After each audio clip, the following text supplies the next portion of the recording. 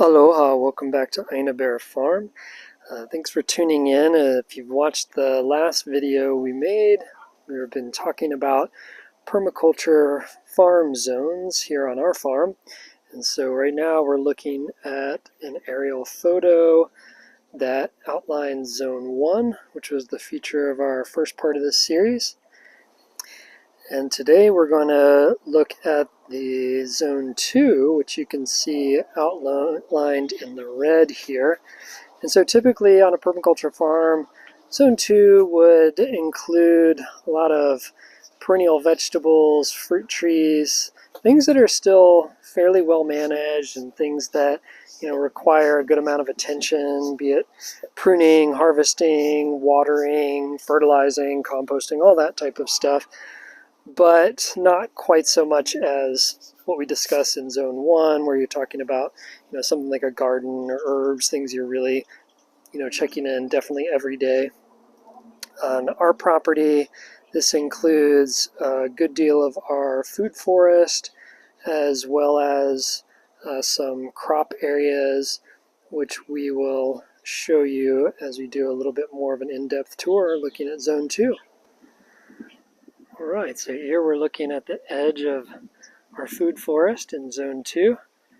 So it is on a slope that faces the ocean here on the Big Island of Hawaii.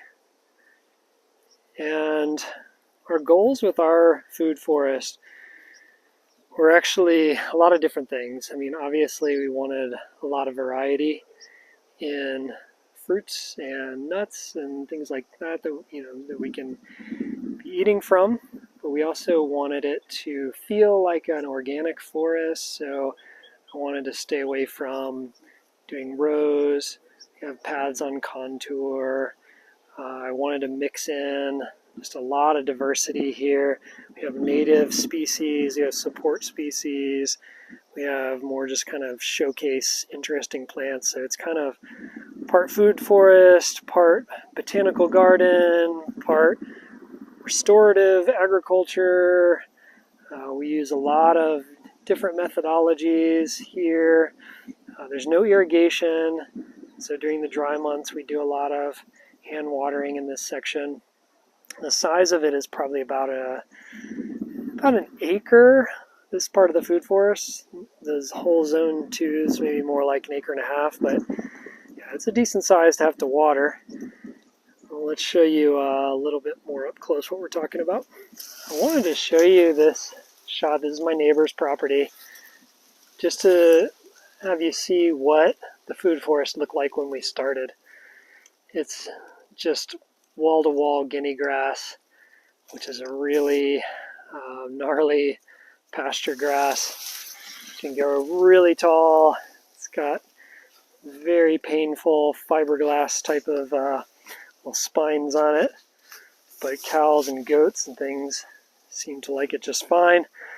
So that's what we're working with here, and we're slowly converting a lot of our food forest from guinea grass, tarpon it, over to perennial peanut, which if you've watched our previous videos, you know all about this process.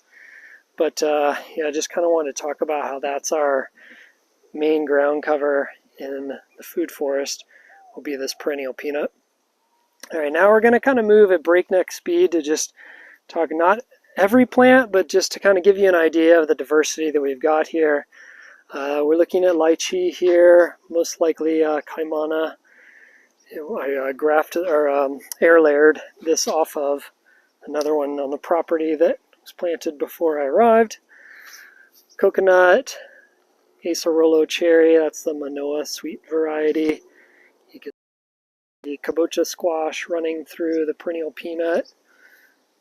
This is a variegated relative of the ohia. This macnut, this is a seed-grown macnut, just to kind of see what it does. It's huge, but it hasn't flowered. And then just to kind of give you an idea of all the support species, there's bananas for support, monkey pod, caliandra, ice cream bean, gliricidia is in there. This is a black sapote, that has fruited once and now has flowers on it for round 2. Fruit were delicious, so looking forward to another season of eating that. This is a very rare Annona species outside of Brazil called Inviracaju. No flowers yet, but it's pretty happy. Kukui, this is a canoe species, so it was brought by the native Hawaiians, sometimes called candle nut, due to the oil in the nut being used to make essentially candles. Namwa bananas, we have these all over, and a lot of places where we have Namwa, we are letting them fruit because that's one of my favorite bananas. This is a 344 MacNut grafted variety, doing pretty well. I've kind of nursed this back from near death. It had a bunch of something that bore into the trunk and almost killed it. Sespania sespin, it's a nice support species. Huge Gliricidia. We've got a lot of this, which we're constantly harvesting and feeding to the plants. Here it's overshading this mangosteen, which is so happy, putting on a lot of new growth. Getting up to a little bit taller than me now, so hopefully we're not too many years away from fruit. They take a notoriously long time. And here you can see just a huge investment in organic material that we've put around our fruit trees. So this is, years worth of material that's been building up now, and extraordinary. Nice microbe activity, holding a lot of moisture. This is a beautiful native Ho'ava tree. Hopefully it's close to flowering soon. I'd love to get some seed off of this. It's just a gorgeous sub-canopy tree to fill in some spaces. Pigeon pea, we use this all over as just another support species, blend with the Gliricidia, and those are shading out cacao. We've got a few of these. None of them are doing extraordinarily well, but they're hanging in there. Here you've got ice cream banana, this first flower pod coming. Keat mango, top of the hill there with a couple of fruit on it for the first time. This is peach palm, sometimes used for a heart of palm. Longan, this is a seed-grown longan, which is quite vertical. I'm just kind of letting it do its thing. We use a lot of Tithonia, which you've probably seen in other videos. This is an unidentified banana. I thought it was Cuban red when I got it. That's what I was told, but it is not. And it's not a terrific banana, but we do get okay racks off of it from time to time. This is rambutan, grown from seed, which has this kind of upper canopy and then a lower flush of growth that it's putting on right now.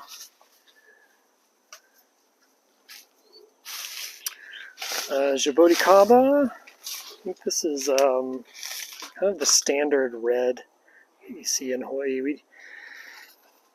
If we have a lot of variety in Jaboticaba here, it has not come across my path. I'm sure there are some people that have them. This is blackberry jam fruit, another cool kind of understory. Here's Ho'ava with a little bit of a different leaf pattern. This is Kahalu'u avocado. So this is one we grew from a grafted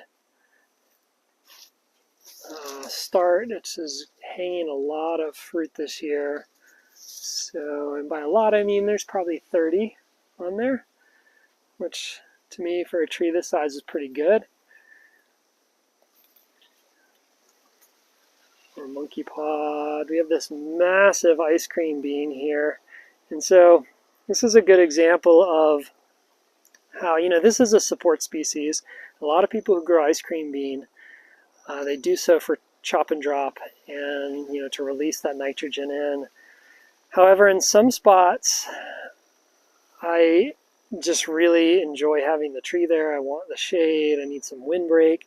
And so it's become a little bit more of a specimen tree. And we've kind of cleaned it up underneath so it doesn't have like super low branches. And it's really nice under here. Really nice shade. Plenty of leaf drop. There's a little Jaboticaba in the shade here. This is Mile. Really hard to see. But it's kind of a woody vine plant that is a native plant that we use to make material for lei. And a lei made from Mile is quite extravagant and expensive, so hopefully we'll be able to get enough material from the ones we have. Bele Tongan spinach. Stuff has gotten quite large, so I'm in the process now of taking it down to a more manageable height, like you can see right here. We have ají dulce, Peruvian sweet peppers, which are cool, but not my favorite flavor-wise. But they're just all year cranking out peppers, so it's just kind of nice to have. Another of the kind of standard Jaboticaba, still not flowering or fruiting yet. This is a native amaranth, and I cannot remember the Hawaiian name, it always escapes me. But pretty cool and really happy here. We've got some of this Kalo or taro mixed in. The coleus in a few places that stay a little bit more damp. Is very happy. So Satsuma tangerine, which has gone through several seasons of fruiting already. Improves every year. So really happy with that. Down in this section we've got two feijoa. So one and then another one behind the cassava back there. Getting decent size, so hopefully we'll get some flowers in the not too distant future. We've got tea as in TEA, the drinking tea, which makes really cool flowers. I did not know before growing the plant. This is one of my faves, Avapuhi ginger, otherwise known as shampoo ginger, where you can squeeze the little flower stalks here and get this wonderful smelling liquid. It's not super oily, it's almost just like a water, but it smells like a really nice ginger smell, and use it as kind of a hair conditioner. This is BOQ grafted longan, which has got some very slow growing fruit this year.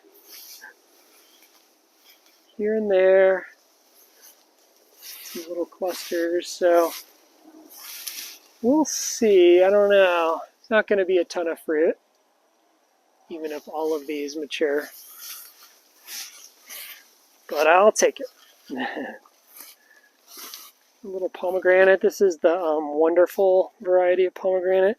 They do okay here, but they really get chewed on. Probably beetles, and that kind of slows them down quite a bit. But we've got one that's maybe 3 times this size and still hasn't flowered, so we'll see. This is coral tree, so this is another I thought was going to be more of a support species because it is a nitrogen fixer, and I thought it would grow a lot faster, but it's kind of taken years to get established. So it's really become more of a showcase in the sense that this is one of only 2 that I've left out. Chirimoya has not been a superstar here.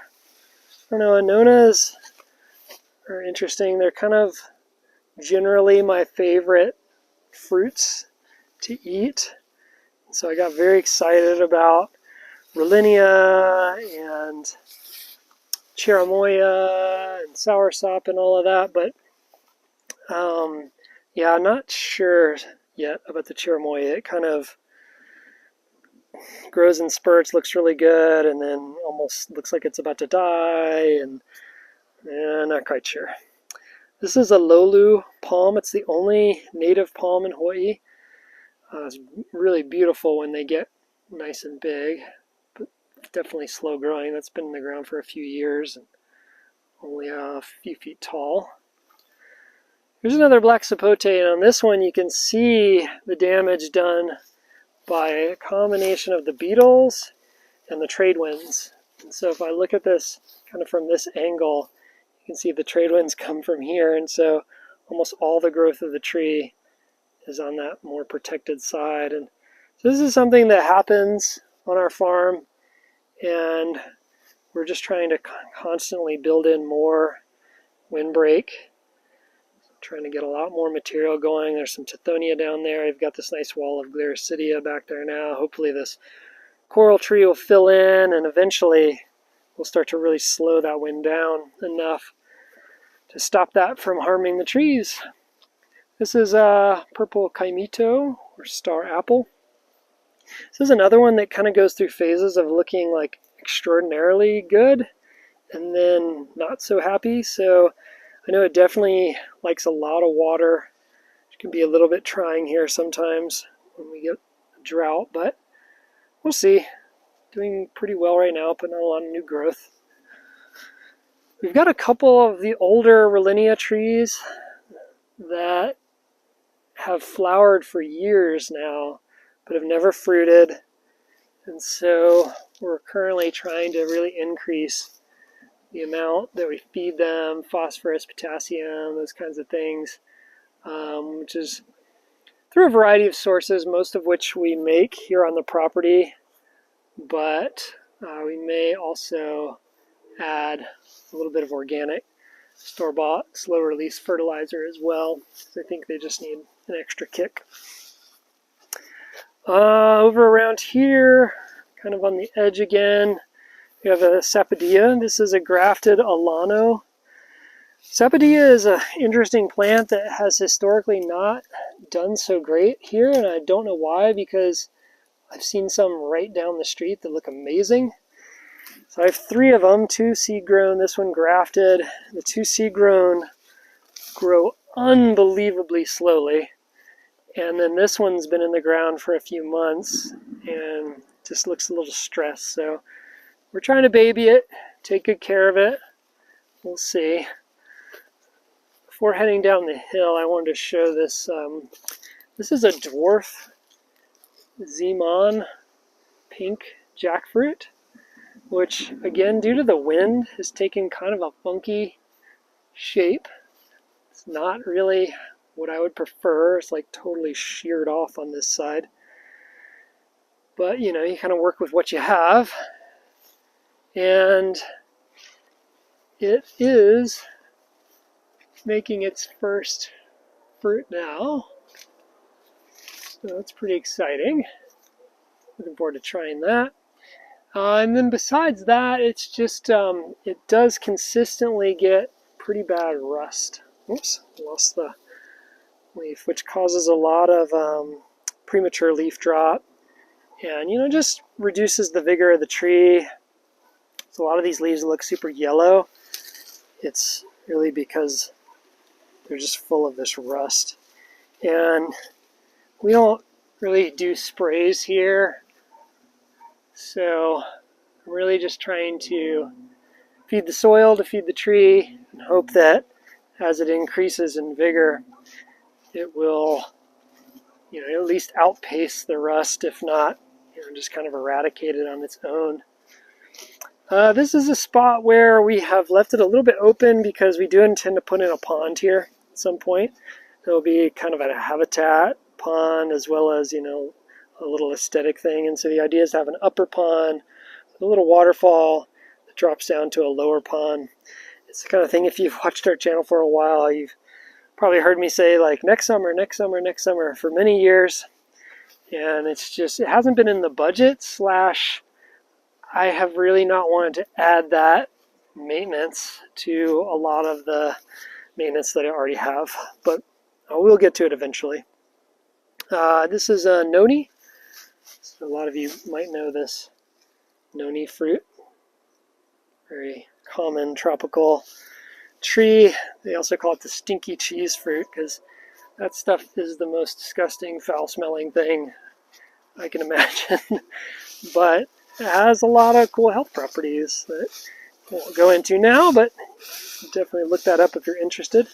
This is Malabar chestnut. Got a couple of these, and I'll take a closer look at the other one because it's bigger and got some cool stuff going on. I'm enjoying those trees. White sapote from seed.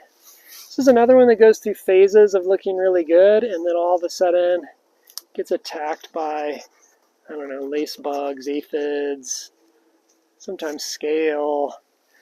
It's kind of just a pest-ridden species, it seems like, but it carries on. It'll get through it. Start putting out new leaves soon. Got another cherimoya there, not looking so great. This is one of our Mapulehu mango.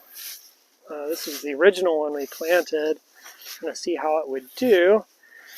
We do have one decent mango on it this year, although most of the flowers got blown apart during heavy wind and rain, so it was just kind of bad timing.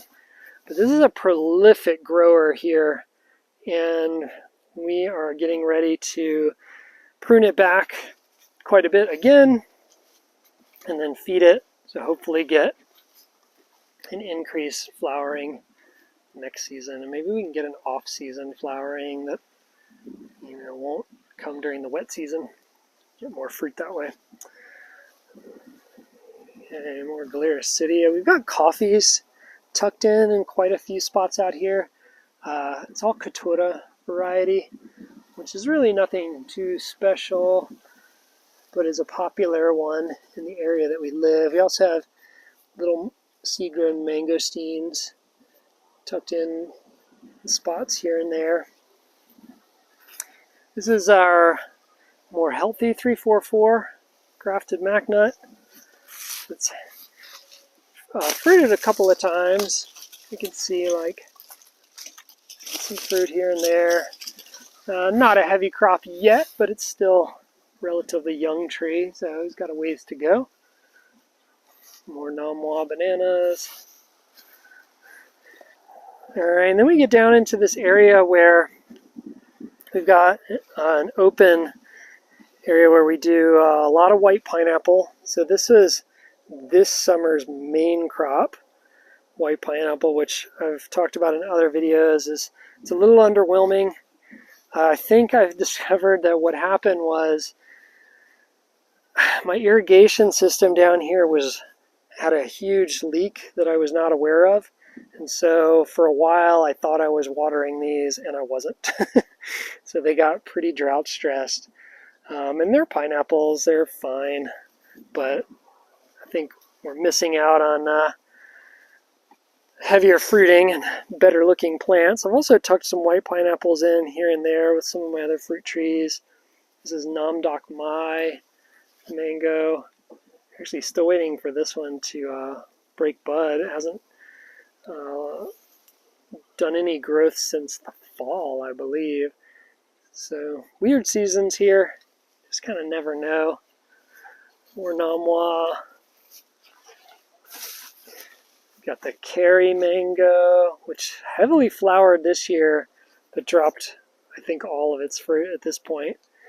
So now it's ready for a big pruning and maybe next year. I mean, these are young trees, 2-3 years in the ground. So pretty soon we'll get a nice heavy fruiting. Back here we've got Gliricidia overstory, kukui, we've got mangosteen back here. Betel nut palm. This is Mame sapote. A couple little fruit down there.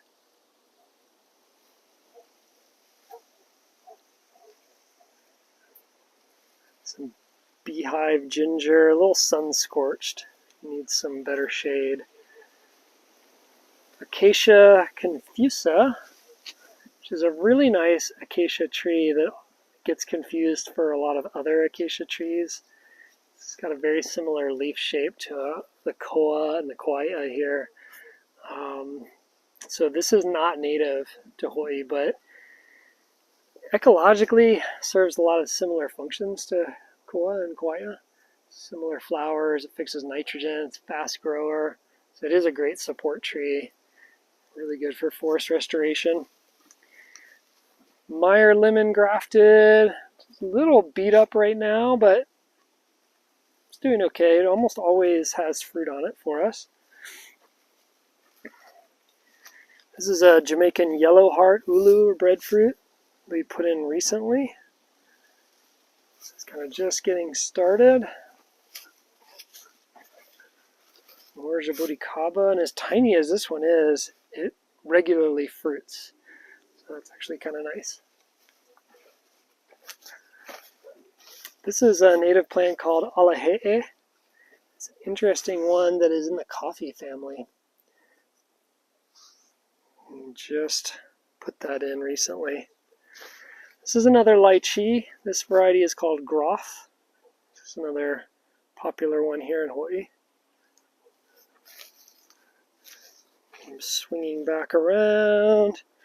These are some cooking bananas, and so they basically stay green, and you can harvest them, cook them as more of a starch. Those are pretty useful. We have one elderberry here as a throwback to our previous farm where we grew a lot of elderberry. So we had to have one of those.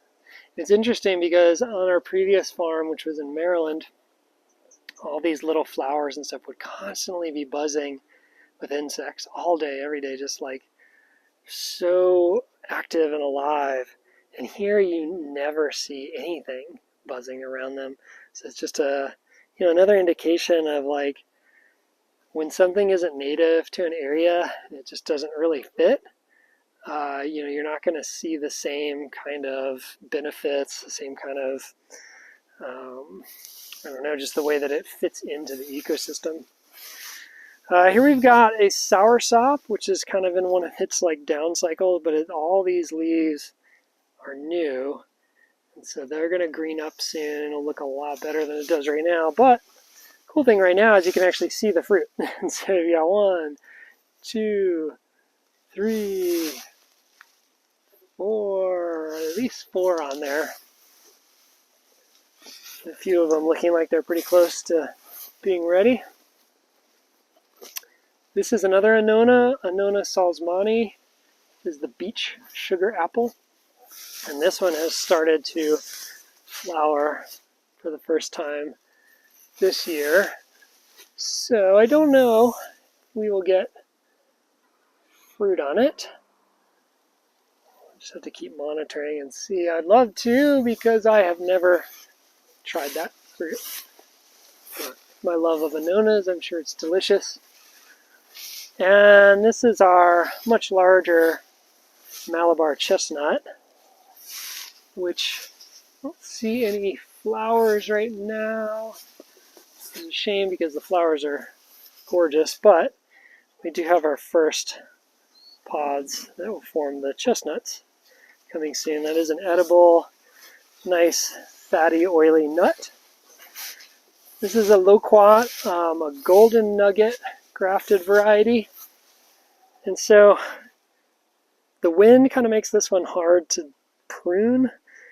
So the fruit is kind of getting a little bit high up there and trying to figure out how to kind of meet the needs of the tree and me. Here you can see back towards the house, and these are basically white pineapple rows. So then down in here, there's a trench where we plant kalo, but it is empty right now. Getting ready to cycle another round of kalo or taro in there. Got, I think, about 100 white pineapples in this new row that'll be next summer's main crop. We have an old crop behind it that still has a few pineapples in it, and then this year's main crop at the top. And so we just keep adding rows as we harvest more pineapple. This is a Fiti ulu. It's Another breadfruit. This one has fruited already. So we're looking forward to hopefully making more fruit this year. Quite enjoyable. And then we got this interesting little kind of pocket down here. It's like the, I don't know, it's like hidden bonus part of zone 2, but the soil is pretty bad down here. It's really rocky, dries out really fast. I need to put up more windscreen out here, and so my intention is to continue this Gliricidia row all the way down to the road and then try to come across. I've got kukui down there, I've got a little ice cream bean, I've got this bigger ice cream bean, but just put in a lot more material down there, slow the wind down, get some deep mulch making material that we can use to enhance the soil down here, and then hopefully it will be a little more ready to grow some healthy, happy plants. And then as we kind of make our way back to the start here, this is an area where we just cleared a section that was all guinea grass and put in some windbreak clumping bamboo. So this is baby blue, which is a really pretty variety of bamboo that probably will reach a max height of about 30-35 feet, and we'll fill in, make a nice wall of windbreak here. We got this at the Quindimbo nursery, which is on the north side of the Big Island. I'll put that name in the description of the video for you because it's really cool. If you're looking for bamboo, I would definitely check them out. They have all of these mature clumps so you can walk around their property and see, you know, what they look like when they're fully grown, and they know everything there is to know about bamboo. And so yeah, help you pick out exactly what you like. Pretty cool stuff. This is starfruit, which fruited heavily last year. We just put some fertilizer down and covered that again with mulch. And so hopefully we'll have another good fruiting this year. Suriname cherry, which is not my favorite fruit, but you know, again, just diversity, something interesting. You get people here who've never had it and try it, and some people like it, some people don't. Lilikoi along the fence line there. Turmeric or Olena is tucked in all over the place in zone 2. Here we've got the chayote squash climbing the trellis here. No fruit right now, but we've been harvesting pretty regularly. So we've got some nice happy new vines. We just put in this little native vine called Pacalana, which will hopefully take off soon. Makes beautiful flowers that we can use in lei. More coffee in the understory here. We love ferns. Got the polypoli, which is great because we can keep dividing it and spreading it. This is patchouli. So if you like that smell, it's a great plant to tuck in your understory. And mamaki, we're also adding a lot of that in the understory. So as we get more shade, we're able to, you know, increase the diversity of plants. This is a nice big ice cream bean that's been here for a while. You can see is from this trunk size.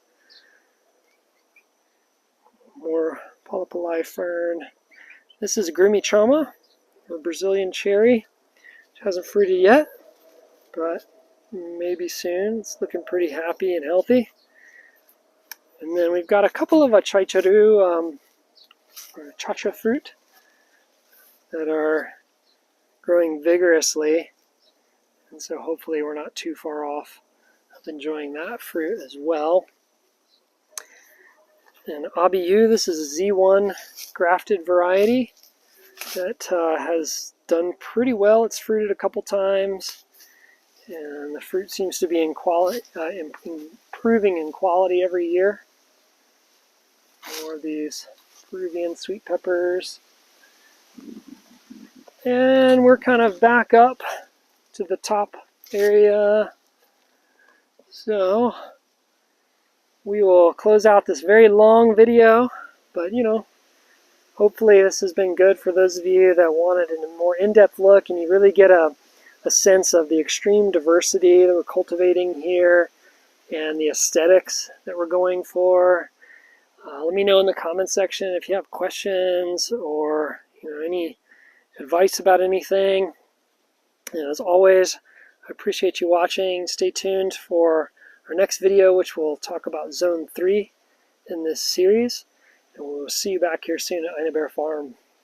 Aloha.